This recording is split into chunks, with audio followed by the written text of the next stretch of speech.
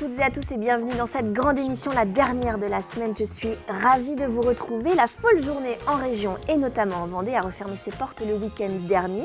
L'occasion pour la grande émission de faire un premier bilan avec son créateur et directeur artistique René Martin. Est-ce que cette 23e édition a fait danser les Vendéens ? Oui, parce qu'il y a de la danse dans les airs de cette folle journée 2017 placée sous le thème du rythme des peuples. Folle journée pas tout à fait terminée puisque vous pouvez encore en profiter tout ce week-end à Nantes. Alors, danse et musique font-elles bon ménage ? Je pense que oui. Eh bien, c'est ce que nous allons voir avec notre invité. Mais avant de l'accueillir, j'accueille les chroniqueurs du vendredi. Ils sont deux, il y a un garçon et une fille. Enfin, 2,5 parce qu'il y a Max qui devrait arriver avant la fin de l'émission pour la magie. Il y a Aurélie et Laurent. Bonjour Aurélie. Bonjour Adèle. Ça va bien ? Ça va, merci. Je rappelle que vous êtes influenceuse, oui. Blogueuse, influenceuse, ce qu'on dit. On va parler de deux familles. Un couple et une famille, oui. D'accord. Alors que tous les skippers là, commencent à rentrer à bon port. Ils rentrent tous pour le Vendée Globe. Voilà, exactement. Moi, je vous présente une nouvelle fois, en fait, un couple et une famille qui voyagent. Qui voyagent et qui voyagent tout le temps, en fin de compte, qui ne s'arrêtent jamais. Donc voilà, 2 blogs et 2 chaînes YouTube à suivre. On verra ça tout à l'heure. Laurent, comment allez-vous, mon cher Laurent ? Ça va bien, Adèle. Ça va bien ? Musique rock. Musique rock avec une bonne nouvelle, puisque un nouvel album de Da Silva. Ah, c'est votre copain, ça. Ouais, c'est un copain, puis c'est toujours un bel événement, un album de Da Silva. C'est un joli garçon. Exactement, tout à fait. Et puis on verra la suite, on a quoi d'autre ? On a La Féline. Oui, bien sûr. Français, La Féline, qu'on écoutera. Et puis bien sûr, en fin d'émission, l'agenda des concerts régionaux. Super, très bien, on verra ça tout à l'heure. Je le répète, Max sera là en fin d'émission pour nous faire un tour de magie. Ça fait un bail qu'on l'a pas vu, Max, parce qu'il était en Allemagne. Mais avant, nous recevons René Martin. Bonjour René Martin. Bonjour. Merci de venir tous les ans nous parler de la folle journée. C'est un vrai plaisir de vous avoir sur ce plateau. Alors la petite spécificité cette année, c'est qu'on va faire déjà un premier bilan de la folle journée qui s'est passée en région. Et je le rappelle, vous pouvez profiter de la folle journée à Nantes jusqu'au 5 février, jusqu'au tout ce week-end. La folle journée en région, j'ai parlé de 23e édition, c'est pas vrai, c'est 14e édition, c'est ça ? Voilà, 15e édition. 15e édition voilà. Cette année. Alors, on va parler évidemment plus spécifiquement de ce qui s'est passé en Vendée, mais est-ce qu'on peut faire déjà un premier bilan du public, de l'attractivité de la folle journée en région depuis quelques jours ? Oui, la folle journée en région a un succès ça s'est bien passé extraordinaire, puisqu'on a eu 10% de plus quasiment dans toutes les villes. Ah, donc alors pas qu'en Vendée, aussi partout, oui. Partout sur le Pays de la Loire. On a dépassé les 60 000 personnes D'accord. dans la région des Pays de Loire. Voilà. Donc une augmentation de 10%. Vous attendiez ça en fonction du thème de la danse et de la musique ? Oui, mais je pense qu'il y a un capital confiance qui s'est installé entre le public, puisqu'il y avait beaucoup d'ensembles nouveaux, beaucoup d'artistes nouveaux. Et là, tout le monde est venu les découvrir, et c'est ce qui me plaît beaucoup, au fond. C'est que, quelque part, maintenant, la folle journée fait partie du paysage musical. Exactement. Les gens ont envie de venir, envie de découvrir et de partager des choses fortes. Et je dirais même plus, elle fait partie du début de l'année. Alors on commence l'année avec la folle journée. Oui, d'ailleurs à Nantes, mais je pense que dans beaucoup de villes, même de la région, vous savez, il y a des rassemblements comme ça, parce que souvent les familles sont éclatées, on va faire des études dans des villes différentes, et il y a 3 grands rassemblements à Nantes actuellement, il y a Noël, il y a Pâques et la folle journée. Exactement, c'est exactement ça. Et je l'ai remarqué à La Roche-sur-Yon, à Fontenay aussi, il y a des familles qui se retrouvent tous ensemble, où on ouvre sa maison pour des amis dans le cadre d'une folle journée. Ça, ça doit vous faire plaisir, le fait que ce soit populaire dans le premier sens du terme, que la folle journée en région, pas qu'en région d'ailleurs, mais qu'elle soit populaire dans le sens où on la vit à plusieurs. Oui, c'est ça en fin de compte. Le vrai partage, c'est d'amener des amis, d'amener sa famille. Ensuite, on en parle, on en discute, plutôt que d'être isolé et comme ça. En Vendée, il y a des lieux qui n'avaient jamais accueilli la folle journée. C'est notamment le cas aux Herbiers. Et aux Herbiers est passée une artiste qui s'appelle Anne Gastinel, qui est violoncelliste. Je voudrais juste qu'on montre un petit extrait. Alors, c'était pas l'extrait de la folle journée, mais juste qu'on voit qui est Anne, et on en reparle avec René Martin.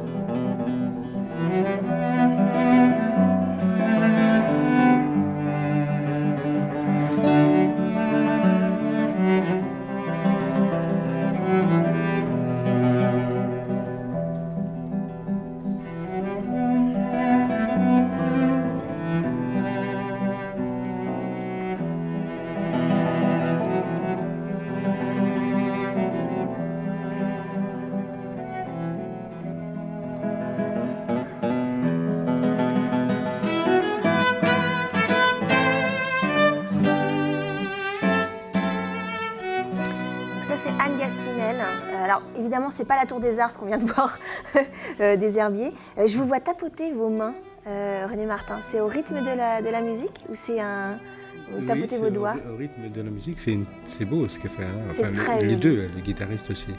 Et puis c'est tellement émouvant le violoncelle. Oui, il y a un côté très mélancolique et en même temps Oui. très, très, très doux.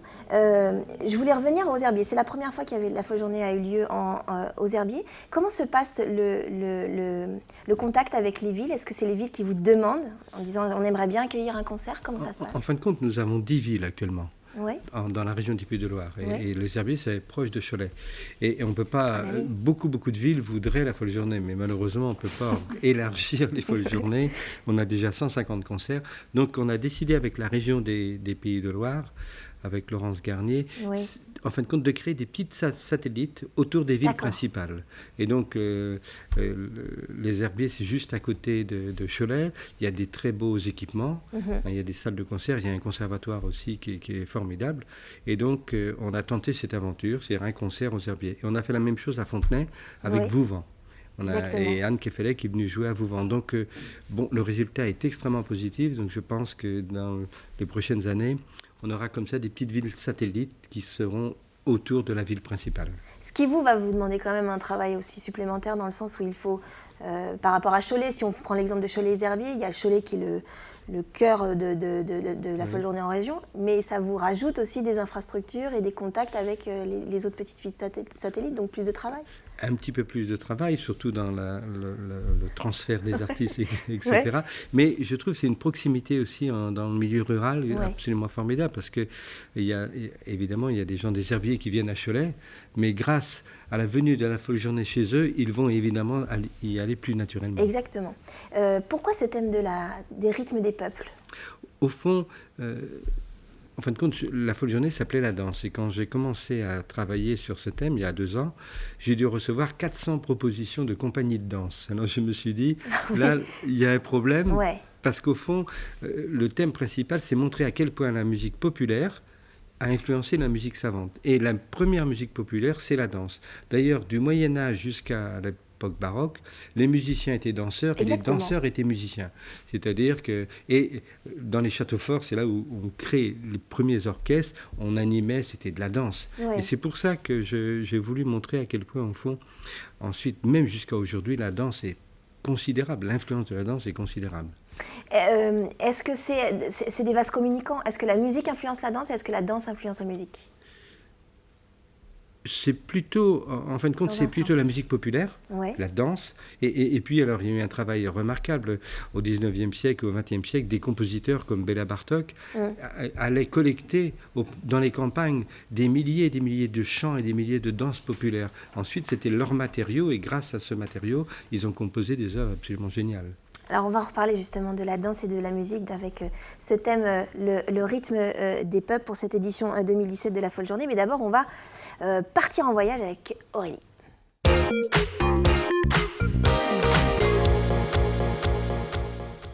La famille Coste. Non, Marie-Kaëlle Ah pardon, Anzorod, c'est pour l'autre. commencer. Ah, elle m'avait pas mis dans le bon ordre. D'accord, donc c'est Marie-Kaëlle, pardon. Voilà, mais mon petit coup de cœur là de cette semaine et d'ailleurs de la dernière année, je ne sais pas D'accord. pourquoi, je vous en ai pas parlé plus tôt, Adèle. Mais oui, donc, dis donc. voilà, parce que c'est C'est ça, Marie-Kaëlle on the road. Petit couple, mais ultra frais et tellement sympathique. Donc voilà, moi c'est un blog et une chaîne YouTube que je recommande à tous les jeunes qui nous regardent, autant pour leur générosité de partage et la simplicité en fait qui se dégage de leurs vidéos. Et en fin de compte, c'est un jeune couple voilà qui est parti il y a 1 an et demi et ils sont férus de voyage. Ouais. Donc ils sont partis à Dubaï, puis après ils sont partis en Australie où ils se sont installés pendant 1 an. Ils ont acheté un petit van en Australie de 6 mètres carrés qu'ils ont tout retapé. Voilà, Pour Mickaël. pouvoir dormir dedans. Voilà, ils ont dormi dedans et forcément Marie-Sophie, elle l'a décoré, elle nous dit dans ses vidéos qu'elle part chez Ikea pour décorer son van parce que bon, même si on dort dans 6 mètres carrés, voilà, il faut être confortable. Faut que ce soit optimisé, je pense, l'espace. Exactement, il faut que ce soit optimisé. Donc voilà, c'est hyper frais, c'est généreux et moi j'adore leur blog. Alors moi je trouve qu'ils n'ont pas une énorme communauté et je me demande pourquoi parce que franchement moi je les trouve ultra fun. Ils sont doux. Ils sont de Perpignan à la base, D'accord. mais leur but c'est vraiment d'être sur les routes. Donc en Australie, voilà, ils se sont arrêtés, ils ont bossé, ils ont cumulé plein de petits boulots. Donc Marie-Sophie par exemple a vendu des Pulse 3D, après elle a travaillé dans une espèce de fast-food boulangerie. Oui, pour se faire de l'argent, quoi. Exactement, alors que Michael était homme à tout faire. Ensuite, ils se sont dirigés vers la Thaïlande, Bali, et puis ils sont partis en Tasmanie où ils ont bossé dans des fermes, encore une fois pour avoir un petit peu d'argent. Moi, ce que je vous propose, c'est de regarder un petit extrait de leur vidéo, vraiment pour vous montrer la folie qui s'y dégage, et on en reparle juste après.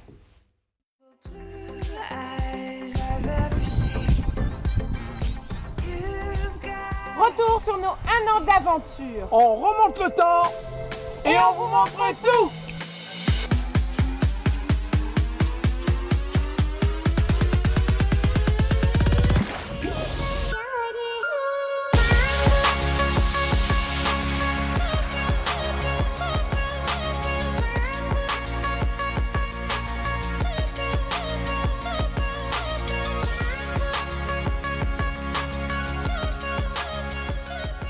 C'est un Koh-Lanta amélioré, quoi. C'est génial, franchement c'est génial. Pas et un en plus, Koh-Lanta, ils sont... une autre émission. Un bref. Pékin Express. Mais en Nous plus, avons ils les sont, mêmes références. voilà, ils sont surtout hyper frais, les vidéos sont pas trop léchées, ils nous emmènent avec eux avec une simplicité qui nous donne vraiment envie de nous glisser dans leur bagage. Et ce qui est assez marrant, c'est qu'à la base, ils ont ouvert leur blog vraiment pour partager leur vie à leur famille. Puis en fin de compte, ils ont fait des vidéos, ils se sont carrément pris au jeu. Et puis aujourd'hui, voilà, c'est essentiel pour eux de partager avec leur communauté. Et donc, ils retournent en France de temps en temps, ils bossent, et hop, ils veulent repartir absolument. C'est vraiment quelque chose qui leur tient à cœur, c'est d'être sur les routes tout au long de leur vie, quoi. Donc voilà, d'allier le travail et de voyager. Donc moi, voilà, c'est vraiment une chaîne YouTube et effectivement un blog que je conseille à tous les jeunes qui rêvent d'aventure parce que c'est hyper frais. Il faut lire le blog, on a le sourire jusqu'aux lèvres quand on le lit. C'est juste génial. Donc ça s'appelle Marie-Kaël on the Road. Voilà, Marie-Kaël on the Road. Eh ben c'est super. Et après, là, et puis on les verra... plus vieux, il n'y a pas que les jeunes qui rêvent d'aventure. Ouais, non, mais là, moi, je rêve d'aventure. Mais après, moi, je rêve de ça. On va faire comme eux, mais même pour les... Mais c'est vraiment, c'est génial. Et on avait Frédéric Lepron qui a un peu fait ça de notre côté en Africa Track. Il a fait l'Afrique aussi. Non, c'est génial. C'est vraiment une explosion de bonne humeur que je peux que vous recommander. C'est génial.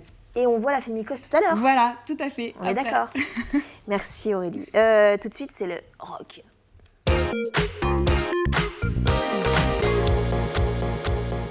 Ça va plaire à René Martin. Parce que René Martin n'écoute pas que de la musique classique, loin de là. C'est vrai, on avait même eu l'occasion de parler de métal l'année dernière ensemble. Oui, c'est vrai. Donc c'est vrai. Le spectre est très large. On va parler, je disais tout à l'heure, c'est une bonne nouvelle puisque 2017, c'est l'année du retour de Emmanuel da Silva. Emmanuel da Silva, vous le connaissez, c'est le Rennais puisqu'il habite à Rennes actuellement, qui fait plein de choses. C'est un hyperactif, hein. C'est quelqu'un qui dort très très peu. Quand il n'écrit pas des livres pour enfants, il est chez Actes Sud et il fait des best-sellers pour les livres pour enfants. Eh bien, il fait ce qu'il veut. Quand je dis il fait ce qu'il veut, c'est-à-dire qu'il fait ce qu'il a envie. Il a travaillé avec Soprano, il a travaillé avec Enrico Macias. Jennifer aussi. Il a produit le dernier album de Jennifer et quand on lui fait la remarque, il dit « Moi, je fais ce que je veux, j'avais envie, je l'ai fait, j'ai été jusqu'au bout. Et là, son envie, c'était de faire un nouvel album. C'est son 6e album. Déjà c'est déjà son 6e album. Et ce qui est bien chez lui, c'est qu'à chaque fois... Alors, pour les ultra fans, ça doit être compliqué parce que chaque nouvel album est totalement différent. À chaque fois, il part sur quelque chose de très différent. Ouais. Donc, eh bien, une fois n'est pas coutume, avec ce 6e album, c'est à nouveau des terres nouvelles. Il est parti dans un univers un petit peu plus poche de la chanson française des années 70. Moi, je trouve ça très joli. Le mieux, c'est qu'on écoute. Le premier extrait, c'est un hommage à notre, enfin pas notre, mais au gaucher, au tennisman gaucher, John McEnroe. Ah, super. Puisque le morceau s'appelle John McEnroe. De peur que tu me quittes, j'ai ouvert la porte en grand. Je me suis préparé à te dire adieu, adieu. 100 fois je suis sorti embrasser des inconnus pour te perdre avant l'heure et te dire adieu, adieu. J'ai dressé des barricades, des forteresses imprenables. Comme John McEnroe, je te prends de court lorsque l'amour s'écroule au fond du cours. Ouais, c'est très générationnel, ce qu'on disait en off. Ouais. C'est-à-dire que John McEnroe, c'est quand même... Ça parle à une génération. On attend un petit peu pour l'album, il sort au mois de mars. Ah, bon, on pourra en reparler alors dans ce cas-là. Voilà, tout à fait. Je Par vous contre, sens- un album ouais. qui sort aujourd'hui même. C'est l'album de La Féline. La Féline, c'est leur deuxième album. Alors, il y avait déjà eu un premier album qui était assez, allez, on va dire New Wave. C'était très proche de la New Wave des années 80, assez intimiste. Là, c'est un album qui est très différent, qui est plus puissant, qui est plus profond, plus émouvant même. Alors, dans la biographie, Agnès, qui est la chanteuse principale du groupe, explique que tout vient du lieu où elle a enregistré cet album, qui s'appelle le Performing Art Forum de Saint-Terme. C'est dans la région de Reims. Ouais. C'est une immense bâtisse hantée et vibrante dans cet ancien refuge pour soldats en déroute, autrefois école de jeunes filles, devenu repère d'artistes cosmopolites. Donc c'est un D'accord. lieu où les artistes viennent échanger. Il y a un côté un peu mystique à tout ça. Il y a un quoi. côté mystique et apparemment c'est ce qui a fait que cet album est vraiment différent du premier et ça transparaît. On va regarder le teaser de l'album puisque D'accord. l'album sort aujourd'hui, mais il y a déjà un teaser qui est D'accord. intéressant avec un extrait du titre qui s'appelle Le Royaume. Joli. Non loin d'ici, nous avions un royaume qui n'était fait que pour nous. La vérité se tenait toute nue sur nos genoux d'initiés.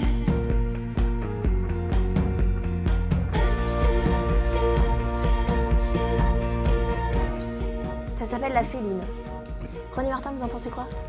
Oui, ça me plaît. C'est une oui, découverte pour le- vous, le- vous connaissez peut-être. Oui, je ne connaissais pas, non. Vous demandez à Laurent. Vous Voilà. demandez à Laurent. On échangera des tuyaux. Ça, c'est magnifique. Merci Laurent, c'est la fin de cette première partie. On se retrouve juste après une courte pause pour reparler de la folle journée avec René Martin.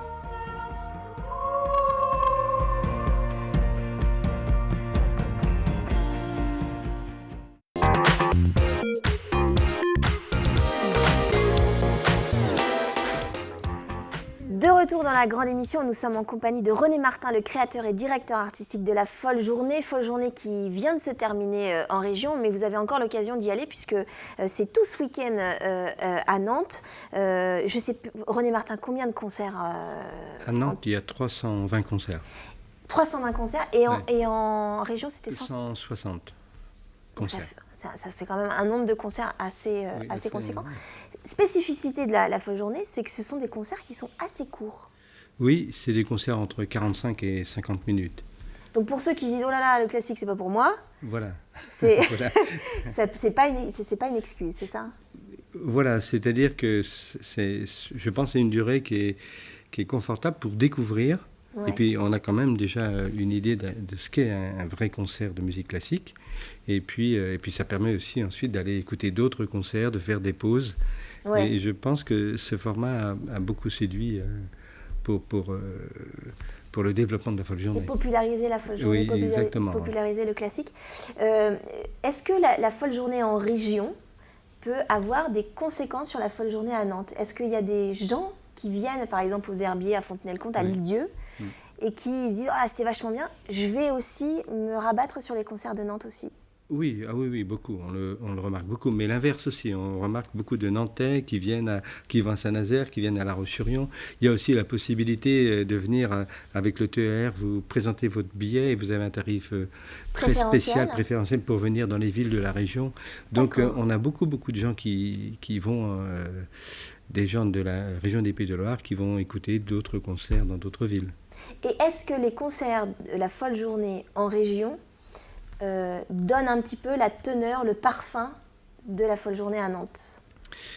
Quelque part, oui. Quand la Folle Journée, quand la Folle Journée en région est une grande réussite, Ouais. c'est très bon signe. Ça veut dire qu'à Nantes, ça va suivre. Ça va suivre. Le thème de cette année, c'est le rythme des peuples, et donc c'est l'association entre la danse et la musique. C'est un thème qui, à mon sens, mais peut-être que je me trompe, est très ouvert, très populaire. Est-ce que vous choisissez vos thèmes aussi en fonction de ça? Enfin, je choisis surtout les thèmes en fonction de la richesse des œuvres que je vais présenter. D'accord. Il y a des thèmes parfois que j'ai écartés parce qu'il n'y avait pas autant de chefs-d'œuvre. Et donc j'ai choisi un thème en fonction des œuvres Et puis ensuite, je vais le développer, évidemment. Mais il y a des piliers. Pour moi, les piliers, c'est vraiment les œuvres. C'est les œuvres d'abord. Voilà. Vous écoutez toujours toutes les œuvres que vous allez diffuser? Oui, tout le temps. Tout le temps. Est-ce que vous avez une manière d'écouter qui fait que vous pouvez en écouter beaucoup? Non, j'écoute... Excusez-moi de vous couper, mais comme ceux qui lisent les livres, vous savez, il y a une technique pour lire des livres beaucoup plus rapidement. Est-ce que vous avez une technique pour écouter de la musique? Non, je ne mets pas une vitesse... Il y en a qui lisent les livres en diagonale, c'est vrai, non, j'écoute, mais parfois j'écoute pas tout l'album. L'album, ça fait maintenant à 60-70 minutes. J'écoute une pièce, 2 pièces, 3 pièces, et puis tout d'un coup, je trouve l'album génial. J'ai écouté l'album, mais bon, je suis privilégié aussi. Je reçois beaucoup d'albums. Avec les nouvelles technologies, on peut voir les artistes dans n'importe quel pays du monde. Donc ça, c'est vrai, j'utilise beaucoup ça. Le digital, je suis dans mon ordinateur, j'ai 17 000 pièces musicales, vous voyez.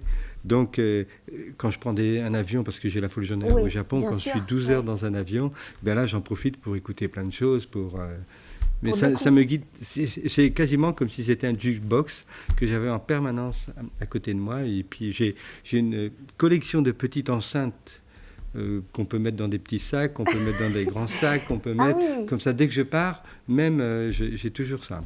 Vous êtes un directeur artistique et un DJ. Un peu. J'assure souvent le DJ à la fin d'une folle journée. On fait toujours une grande fête. Ouais. Et là, c'est vrai que c'est avec un réel plaisir que je participe à la soirée et je suis DJ avec beaucoup de morceaux, mais pas classiques, là, plutôt des morceaux de rock. Voilà. De métal. C'est super beau de commencer la journée en classique et de la terminer en rock ou inversement. Voilà. Cette année, on a vu, un de mes confrères a vu cette année le public se lever, se trémousser sur du calypso, sur du reggae, sur du tango, etc. Taper des mains. Est-ce que c'est ça aussi la réussite de cette folle journée? C'est qu'on n'est pas statique dans une salle? Au fond, je dirais, c'est ça la musique. Ouais. La musique, il y a le rythme, il y a la vie, il y a la transe, et elle peut être profonde, elle peut être triste aussi. Le violoncelle qu'on a entendu tout à l'heure, évidemment, c'est autre chose. Elle peut être spirituelle, mais la musique vous parle tout le temps. Et donc, et c'est vrai que quand on entend le style band de Trinidad, et ce qui était extraordinaire, parce que je les ai invités souvent, mais cette année avec le thème de la danse, là, ils avaient l'autorisation de jouer des calypsos, de jouer leur musique. Alors, ils en ont profité, et dans toutes les salles en région des Pays de Loire, mais c'était la folie. C'était exactement la folie. Et d'ailleurs, sur les réseaux sociaux, les gens ont dit que c'était un truc de dingue. Ouais. Il y a aussi, avec les réseaux sociaux, il y a une spontanéité, surtout le fait de dire « Oh, je suis en train de passer une très très bonne soirée maintenant, tout de suite ». Il y a un côté très proche. Et là, on le voit, on n'a pas le son, mais c'est plutôt sympathique. On va revenir évidemment sur la folle journée. On va faire un petit point, Aurélie. Alors là, c'est la famille Coste. Là, c'est la famille Coste, ça y est. Moi, j'en connais une, mais c'est pas elle. Mais oui, c'est ce qu'on m'avait dit. Oui, j'ai des amis qui s'appellent. A priori, c'est pas eux. Non. Donc, c'est l'aventure. Ou alors, ils ne m'ont rien dit. Ah ben, bon, on va découvrir les images. Dites-nous, Aurélie. Donc, c'est l'aventure assez dingue de Sébastien, Audrey, Timothy et Eleanor, leurs enfants. Oui. Alors que Sébastien aspirait à plus de liberté et qu'Audrey, elle rêvait depuis toujours de faire un tour du monde, et après avoir essuyé un échec d'immigration au Canada, ils ont décidé de tout vendre, et suite à un bon coup immobilier à leurs économies, ils ont décidé vraiment de s'offrir une nouvelle vie. Alors quand je vous dis de nouvelle vie, il ne s'agit pas d'un voyage, c'est vraiment de vivre autrement. D'accord. Donc ils ont acheté une grosse caravane américaine qu'ils ont nommé Liberty, en signe de liberté, qui fait tout de même 30 mètres carrés. Donc Sébastien, on peut le voir sur YouTube. 30 mètres carrés. Elle fait 30 mètres carrés. Donc ils sont quand même 4 à vivre dedans, et c'est vraiment leur maison maintenant. Donc voilà. Donc Sébastien, pendant 2 mois, l'a complètement retrapé du sol au plafond. Il a fait des travaux qui sont juste géniaux à voir. C'est magnifique le rendu. Et Audrey, elle l'a ensuite redécoré à ses goûts. Et donc, on les retrouve bien sûr sur leur blog et sur leur chaîne YouTube. Donc, on va regarder un petit extrait et on en reparle juste après.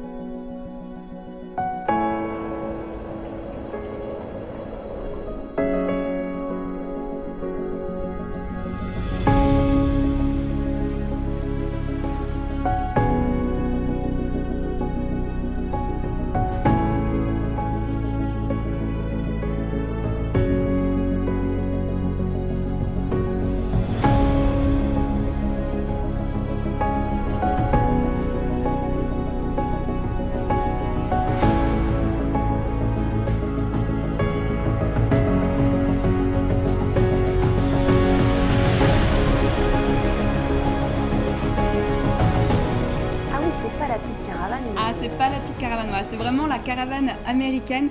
Donc on peut imaginer qu'elle est balèze, mais bon, ils sont quand même à 4 dedans. Donc comme De m'a dit petits. Sébastien, tout est bien aménagé, tout est bien pensé pour Optimisé, qu'ils ouais. soient vraiment à l'aise. Alors ils vont essayer de visiter le plus de pays possible, mais voilà, avec une caravane de cette ampleur, c'est jamais évident.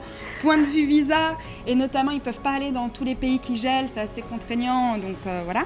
Et en fin de compte, ils mettent le point dans leurs vidéos, voilà, ils essaient de faire passer un message positif. C'est quoi le message? Ils essaient vraiment de faire passer un message positif, inspirant et motivant en mettant bien sûr le voyage à l'honneur, mais aussi en se disant que de vivre plus simplement, c'est bon et bon pour tout le monde, bon pour la famille. Donc ils se sont Faut pas vraiment... avoir peur, quoi. Voilà, il faut pas avoir peur. Hein. Ils nous ont fait part de leur petite peur en début de semaine. Il y a une vidéo où justement ils sont un petit peu, ils se posent des questions. Est-ce qu'on a fait le bon choix? Parce que c'est pas simple de vivre à 4 tout le temps. Donc Ils sont partis depuis combien de temps? ils sont partis depuis septembre. Ah oui, donc c'est un peu C'est assez quand même. récent. Et D'accord. puis voilà, trimballer une caravane, bien. c'est jamais évident. Avec 2 enfants Donc, bas âge. Exactement. Donc au début, ils voulaient vraiment bouger à peu près tous les 2 jours, mais maintenant ils prennent vraiment le temps de vivre. Donc ils se sont arrêtés par exemple 3 semaines au même endroit parce qu'ils voulaient absolument profiter de la beauté du lieu. Et voilà, ils vivent vraiment à leur rythme et au jour le jour. Donc c'est une très belle chaîne YouTube à découvrir, ainsi que leur blog. Et pour la petite anecdote, ils n'ont pas du tout pour l'instant l'envie de revenir en France. Pas du tout. Non. C'est peut-être un peu Peut-être tôt d'y qu'ils penser. passeront en Europe, un de ces 4, Oui, mais pour d'accord. l'instant, non. Donc, Et c'est la famille Coste. La famille Coste, ouais. Prochaine étape, le Canada d'ouest en est. Après, ils vont redescendre les États-Unis pour finir au Mexique, si tout se passe bien. Mais voilà. Si Donald Si veut bien. Trump veut Si bien Donald leur veut bien. Si le mur n'est pas trop haut. Si le mur n'est pas trop haut. Merci Aurélie, merci. On va reparler de danse et de musique avec René Martin. Et à propos je cherchais le thème de cette année, le rythme des peuples. C'est presque un thème, on parlait de Donald Trump tout de suite, là. C'est presque un thème politique. C'est-à-dire dans le sens où il y a énormément de danses différentes, de musiques différentes, de musiques différentes. Donc le rythme, on parle de peuple dans le titre. Il y a une, je sais pas, ça renvoie à la problématique des migrants, des choses comme ça. C'est pas fait exprès, je suppose, René Martin. Non, c'est pas fait exprès, mais bon, c'était pas un vrai message politique. Le thème de l'année prochaine, l'exil risque là d'être plus politique. Mais et le thème de l'année prochaine, pour revenir sur le thème de l'année prochaine, a été choisi... Il y a 4-5 ans. Ah oui, donc... Ce thème, oui, il n'y avait pas du tout les migrants, pas du tout. Mais la folle journée de cette année avec le rythme des peuples, justement, le fait de découvrir aussi des musiques et des danses d'autres pays, il y a une multitude de danses qui sont proposées, de musique, pardon. En région, on était dans l'actualité puisque pour représenter l'Amérique du Sud, j'avais invité un magnifique ensemble mexicain qui s'appelle Tembembe. Ensemble de musique traditionnelle, mais qui fait un travail remarquable sur la musique baroque, etc. Et c'est évident que dès le début du concert, ils disent que la musique fait tomber tous les murs. Alors, évidemment, il y a une explosion d'applaudissements. Et dans leurs chansons, puisqu'il y a des chansons populaires aussi, et on sent vraiment l'actualité. Trump est très très souvent cité. Et c'est un ensemble qui a donné 5 concerts là, dans la région des Pays-de-la-Loire qui est formidable. Mais Platon disait que si on veut vraiment connaître un peuple, il faut écouter sa musique. D'où la folle journée. Voilà. Ça sert aussi à ça, indirectement, la folle journée, de réveiller un peu les consciences, même si le thème a été choisi il y a 4-5 ans, même si on n'avait pas prédit, on parle de Trump, mais il y en a d'autres, ça sert aussi à ça, de se bouger un peu, oui, s'ouvrir un peu. Vous savez, il y a des pays où la musique, surtout les musiques actuelles, sont interdites. Exactement. Dans beaucoup de pays. Et donc, et même les musiques traditionnelles. Les instruments sont brûlés. Enfin, on ne peut pas imaginer, mais ça existe. Ça sert à tout, la musique, c'est un couteau suisse. Voilà. Ça sert à tout. Donc c'est vrai que, en fin de compte, quand j'ai trouvé ce titre, Le rythme des peuples, je trouvais qu'il était très fort, qu'il parlait directement. C'est vrai que vous allez dans n'importe quel pays du monde, si vous ne parlez pas la langue, vous allez dans un restaurant traditionnel et vous voyez des musiciens, tout de suite, vous comprenez leurs émotions. Enfin, la musique est quand même un langage universel. Encore aujourd'hui, heureusement d'ailleurs. On va évidemment reparler de la folle journée et de cette association danse et musique. Ça sera dans la 3e partie de cette émission. On se retrouve juste après une courte pause, très très courte pause. Et on aura aussi l'agenda des concerts de Laurent Chariot.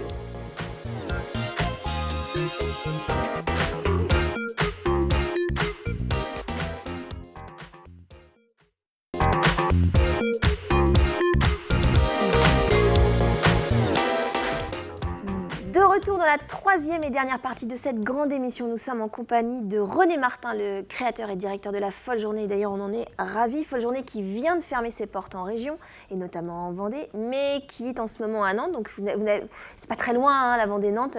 Vous avez juste une demi-heure de route et vous allez profiter des concerts, des 350 concerts de Nantes, c'est ça? Enfin, si vous pouvez tous les faire, c'est que vous êtes vraiment très fort. J'ai annoncé tout à l'heure Max. Eh ben non. Max, il est à Munich, il est resté à Munich. Donc on l'embrasse en allemand. Et j'espère qu'il sera là la semaine prochaine. Peut-être qu'il a de la téléportation. Oui, mais et peut-être l'échouer. qu'il a voulu rester. Il veut peut-être rester en Allemagne, je ne sais pas. On verra bien, on verra la semaine prochaine. D'ici quelques instants, la suite de la chronique de Laurent avec l'agenda des concerts. René Martin, je voulais vous montrer cet extrait. La bourrée, la farandole, la carmagnole.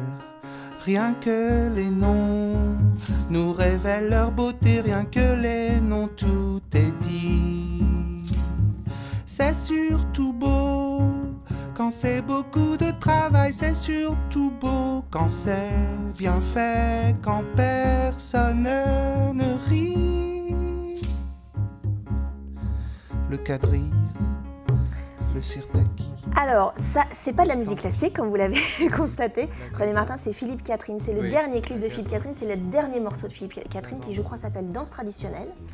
Ça m'a fait penser à ce que vous disiez tout à l'heure concernant l'association des danses folkloriques les moins populaires avec les danses, la musique savante, etc. Encore aujourd'hui, Philippe Catherine, c'est un hommage à ce qui... D'ailleurs, c'est le groupe folklorique de la Gaubretière. Qu'est-ce que vous en pensez de cette nouvelle génération de chanteurs ou de musiciens qui s'approprient aussi les danses traditionnelles? Ah non, je trouve ça formidable. Elle est très belle, la chanson. Hein. Exactement. Très, très belle. Et puis, c'est vrai que ce sont nos racines. Hein.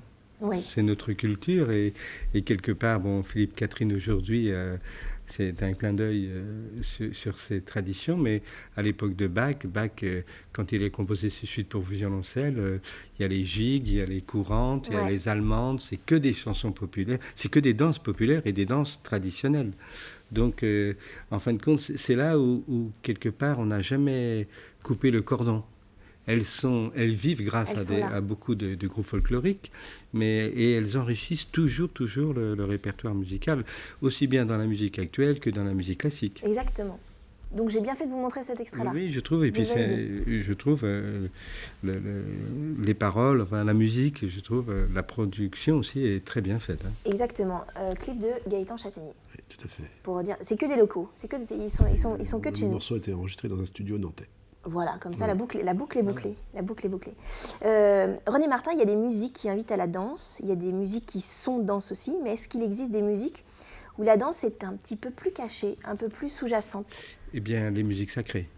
Oui. Ouais, parce que souvent, la danse, l'Église, au XVIIe siècle, la danse n'était pas très conseillée par l'Église. Et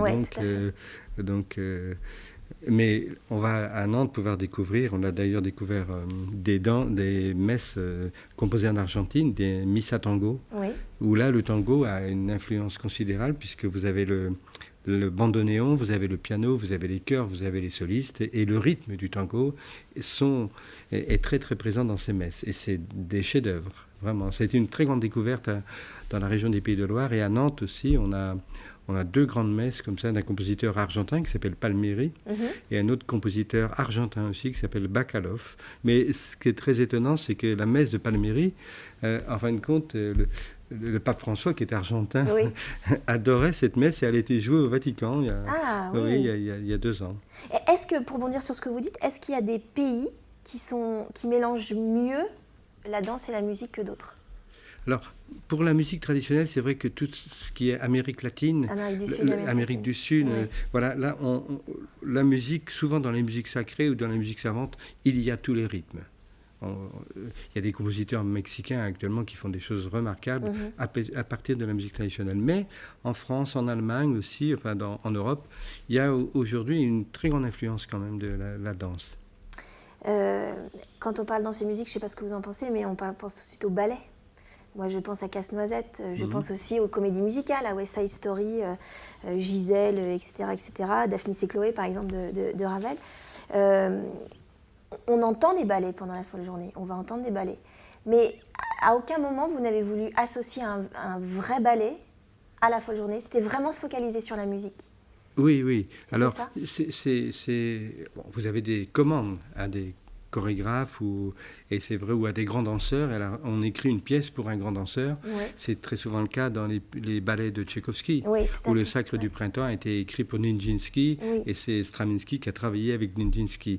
Donc c'est des vraies connivences.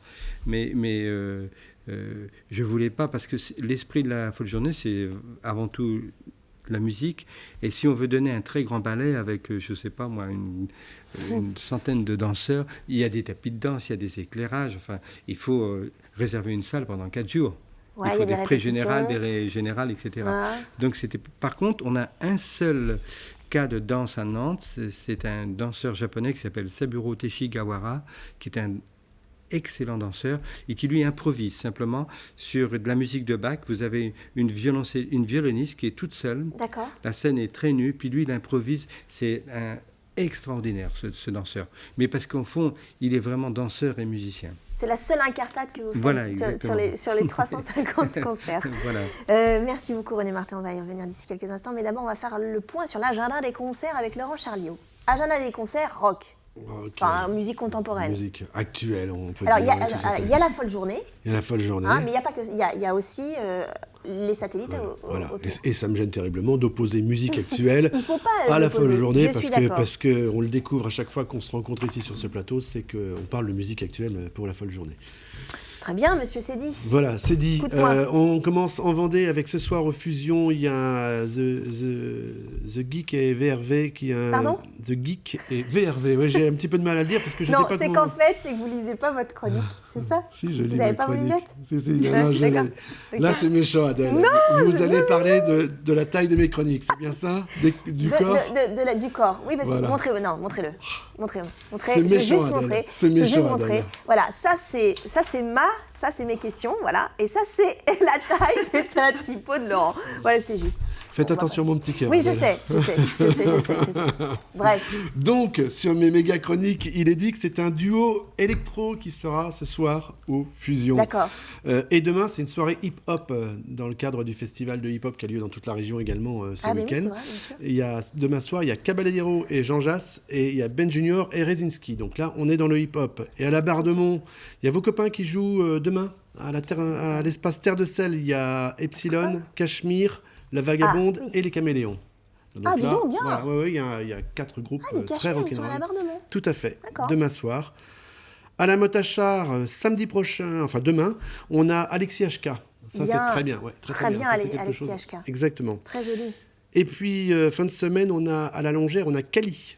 À Qui Mouilleron vient le jouer. Captif. À Mouilleron le Captif, très D'accord. précisément. Ceux qui ne peuvent pas le voir à la Longère parce qu'ils sont pris ce soir-là, ils pourront aller à Nantes la veille, jeudi, puisqu'il bien. sera à la Bouche d'Air. Cali, D'accord. donc toujours. À Nantes, ce soir, c'est une carte blanche au label Cracky Records, à Stéréolux. Ouais. Et puis, alors, vendredi prochain, il y a un concert d'un groupe qui paraît inconnu qui s'appelle Boss Hog. Vous ne connaissez pas Boss Hog? Non. Eh bien, c'est un duo avec une chanteuse qui s'appelle Christina Martinez, mais surtout un guitariste qui s'appelle John Spencer. Le fameux John Spencer de John Spencer Blues Explosion, d'accord. qui est une véritable star et dont les concerts sont réputés à travers le monde. Eh bien, Mais il vient il est dans chez un nous. groupe en duo, et ça s'appelle Boss Hog. C'est vendredi prochain, dans une semaine maintenant, à Stérolux. Vendredi prochain, toujours à Nantes, au Zénith. Dis donc, mais il y a plein de trucs. Il y a plein de choses. Donc, et il y en a pour tous les goûts, puisqu'il y a Renaud qui passe au Zénith vendredi Renaud, soir. ah Et je crois qu'il fait même 2 soirées, on le retrouvera le samedi également. D'accord, oui, parce que je suppose que c'est complet. Voilà. C'est complet, tout à fait. Et puis, moi, j'ai focalisé sur un petit événement qui est Sur quoi la vous avez venue de focalisé ? Yalta Club. Yalta Club, c'est un groupe français qui est en train de monter et qui sera au Ferrailleur, parmi tous les concerts de la semaine au Ferrailleur, parce qu'il y en a pratiquement tous les soirs, qui vient présenter son tout nouvel album qui s'appelle Ibris. C'est très joli, je le redis à chaque fois, c'est un groupe à aller voir au Ferrailleur, parce que c'est une toute petite jauge et c'est très agréable. Écoutez, ça s'appelle Of Mice and Gods.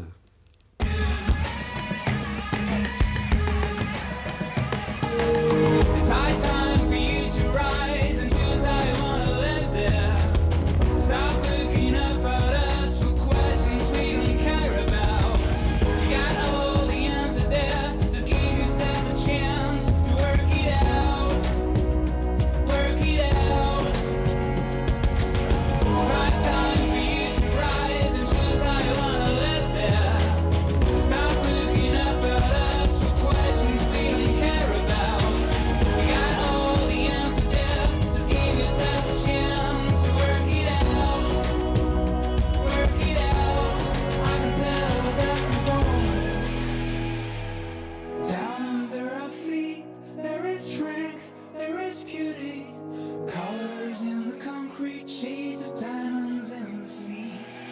When the sun rises on your land, on your city, you're stuck in the middle between hope and misery.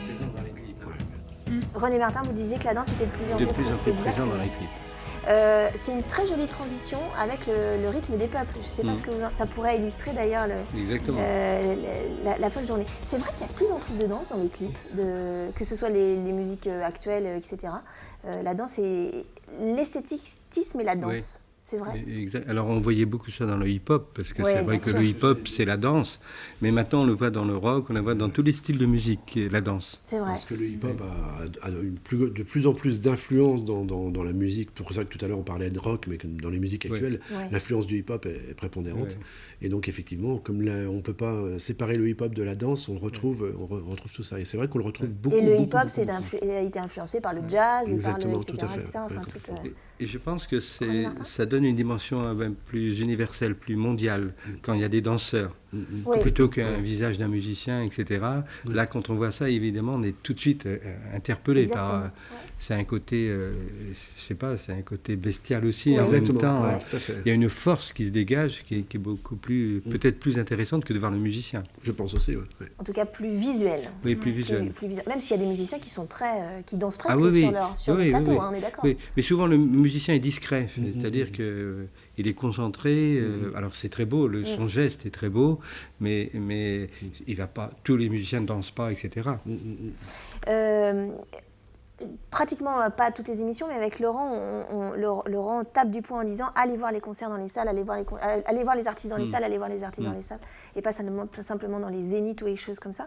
C'est la même problématique pour la folle journée. On découvre la musique classique dans les salles. Oui, et non puis pas alors sur un CD. surtout, par exemple, dans cette folle journée, je crois que j'ai jamais eu autant d'instruments de percussion. On a des camions entiers de percussion. Ah oui. Même aucun festival de rock n'a autant de percussions. Ouais. Parce qu'on fait venir du Japon des taiko, vous savez, ces tambours qui sont aussi grands Oui, presque oui, que la pièce. oui, oui. On a des pièces d'une puissance sonore, mais avec 100 musiciens sur scène, avec ces tambours, toutes les sonos ne peuvent pas rivaliser.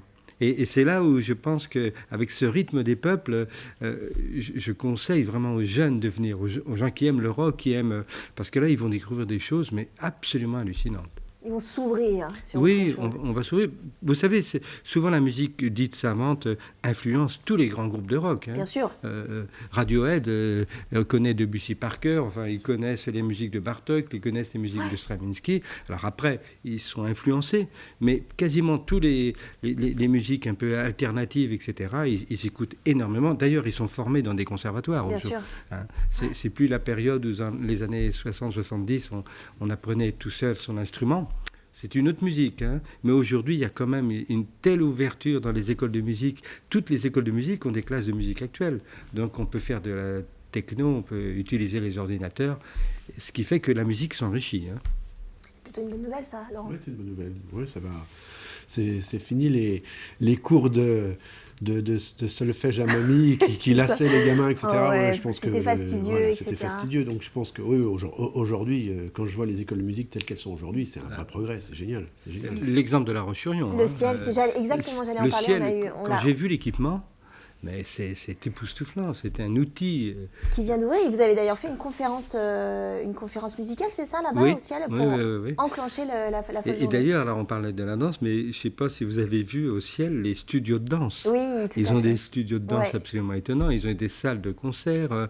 C'est un outil, enfin, c'est multimédia. Enfin, là, on peut. Ils se mélangent en plus. Oui, c'est ça qui est Ça intéressant. se Je trouve que ça laisse présager des choses, même économiquement. Hein. C'est là où l'art va jouer un rôle extrêmement important. Hein. Vous voulez dire économiquement, dans le sens où on va dans la mutualisation des Eh bien, avec moyens, des choses outils comme ça de formation, on peut sortir des musiciens qui vont être planétaires, on peut sortir des compagnies de danse qui vont... Et qu'on le veuille ou non, c'est au niveau économique.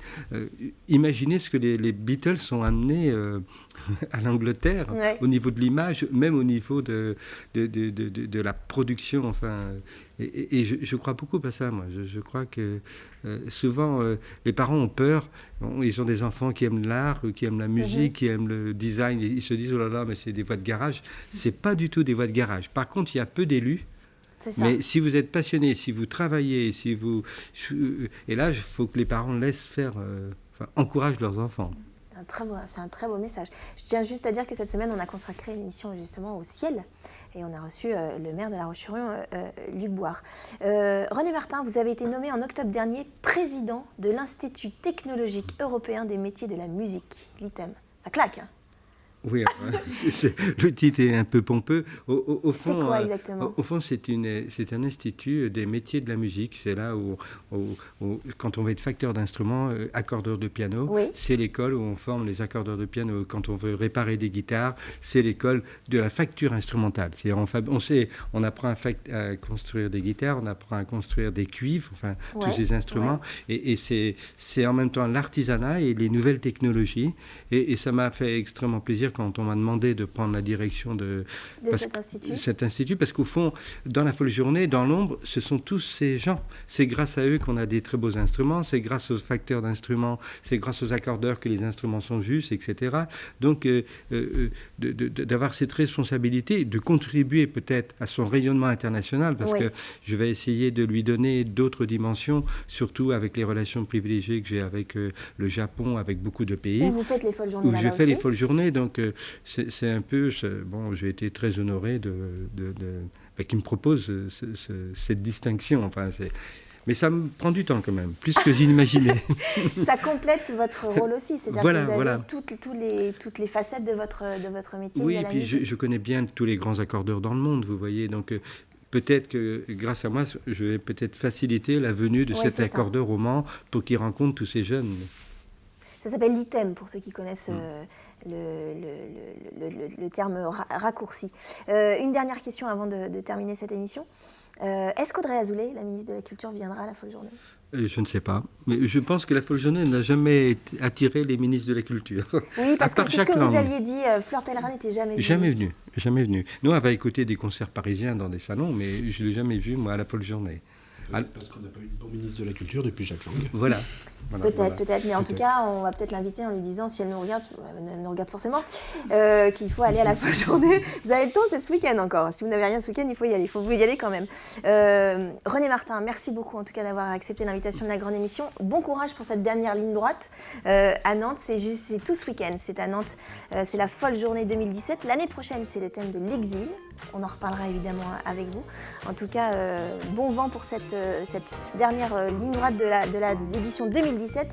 Nous, on se retrouve très vite, Aurélie. Laurent, on se retrouve la semaine prochaine. Moi, je vous souhaite une très belle soirée sur Télé Vendée et je vous embrasse.